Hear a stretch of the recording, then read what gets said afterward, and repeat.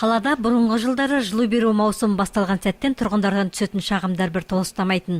Соңғы кездері бұл біршама азайды. Мұны Теміртаудағы да Ақтау кентіндегі жылу беру маусымының барысы көрсетіп отыр.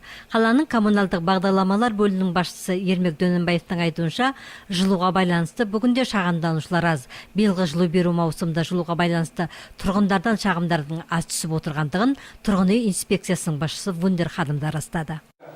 Да, обращение только именно по выявлению там нерабочие змеевики, либо там, но есть вопрос только по насосной 32-го квартала, который из-за перепада напряжения иногда выходит, заключается.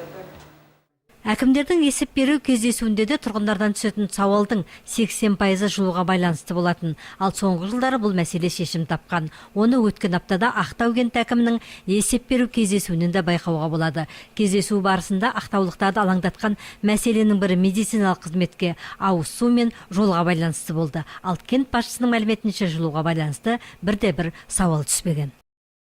На отопительный сезон Биылғы жылу беру маусымда кенттегі бюджеттік мекемелерде қатты отын қоры 1854 тонна. Қазір күнде жылуға байланысты ешқандай қиындықтар жоқ. Өткен жылу беру маусымдағы қиындықтарды қалпына келтіріп, содан сабақ алып, биылғы жылу беру маусымына жеткілікті даярлықтар жасадық.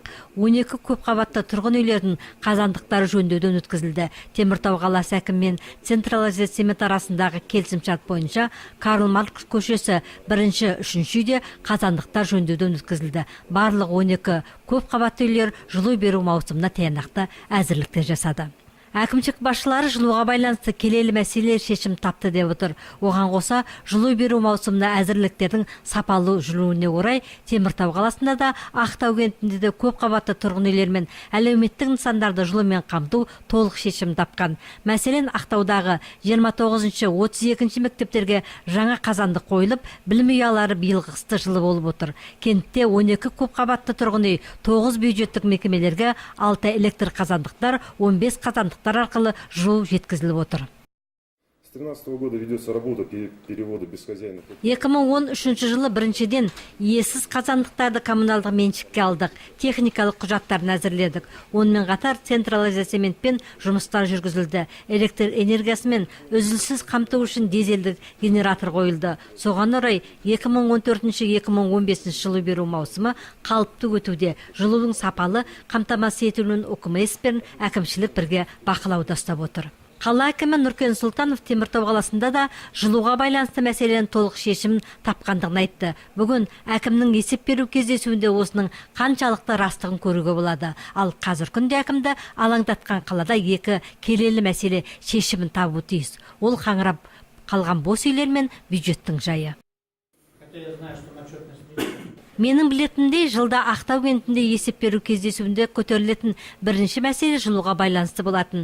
Қазір күнде барлық үйлердегі қазандықтар жертөледен шығарылып жөндеу жасалды. Айта кету қажет, жөндеу жұмыстары бюджеттен тыс қаржылар жұмсалды. Барлық мәселелер шешім тапты. Тек бір мәселе 220 вольтты электр станциясын 380 вольтқа ауыстыру. Теміртау қаласы әкімімен цемент арасындағы келісімшарт бойынша бөлінетін 10 миллион теңге қаржы тиісті орнына жұмсалуы тиіс. Биыл қыста жылы әлі жайлы болып тұр. Дегенмен қала әкімшілік басшыларының жылда жылу беру маусымында әзірлікті ерте көктемнен бастап сапалы өткізуге ерекше ден қоюы жылуға байланысты көптеген келелі мәселелердің шешім табуына өз ықпалын тигізгені көрініп тұр.